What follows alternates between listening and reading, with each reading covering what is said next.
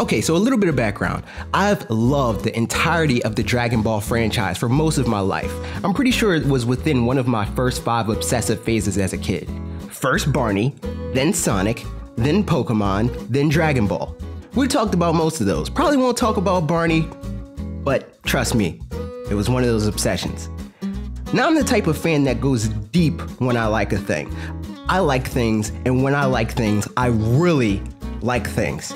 So as I'm sure many of you can relate to, I had all of the Dragon Ball stuff. So many toys, so many games, and other merch.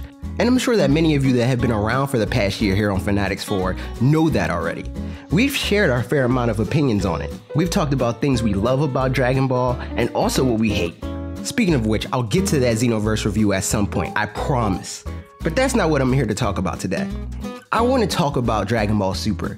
I know that it's been confirmed to be coming to the US soon, and many of you probably held off on watching the Japanese dub until that day arrives. So for those, I want to issue a soft spoiler warning. I don't want to get too deep in the spoiler territory, just my general opinions on the series so far. In the lead up to Dragon Ball Super, I was pretty sure I was going to hate it. I didn't like the Battle of Gods or Resurrection of F. Those movies to me felt forced. I felt like Akira Toriyama changed the direction of the franchise after hearing fans showing their displeasure with GT. And that in and of itself isn't necessarily a bad thing. I just think that in this case, it seemed to be a bit fair weather to me. Akira obviously signed off on GT, so it seems a bit disingenuous for him to act as if he opposed it this whole time. I'm all for throwing fans a bone every once in a while, but I'm completely against pandering. I really value artistic integrity. So for Akira Toriyama to retcon what was set in motion with GT makes me question his vision as a creative. So now that that's out of the way, let's talk about the problems that I had with Dragon Ball Super specifically. And I guess there's crossover with the movies because, you know, they retell the whole... Anyway, I feel like the increased focus on Goku's pride is a pretty big blow to what makes him likable for me. He has obviously always been proud of his strength and abilities, but never to the point of downplaying others or denying them the opportunity to contribute. If Goku was as prideful as Super depicts him to be, he would have never used Spirit Bomb, let alone use it on pretty much every villain he had a direct hand in beating in his adult life. Not only that, but he wouldn't have put so much of himself in the training Gohan to the point of surpassing him. And I'm going to come back to Gohan, so stick a pin in that. We'll be back. Vegeta, on the other hand, is what I would describe to be prideful. He would never allow another person to outshine him, more often than not, even if it means it's to his own detriment. I wouldn't necessarily say that what Goku is the same thing. Goku is proud of himself for sure, but I wouldn't say he's full of pride, aka prideful.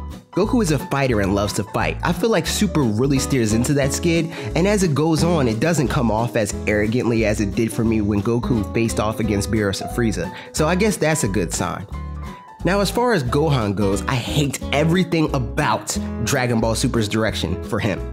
I don't like the fact that they insinuate that Gohan could go from a fighter with the most latent potential in the series to a high-ranking scrub, for lack of a better term. Him not being able to maintain a Super Saiyan state for less than a few minutes is a joke, considering the fact that he and all other Saiyans at this point developed the ability to maintain it with little to no effort at all after training to beat Cell.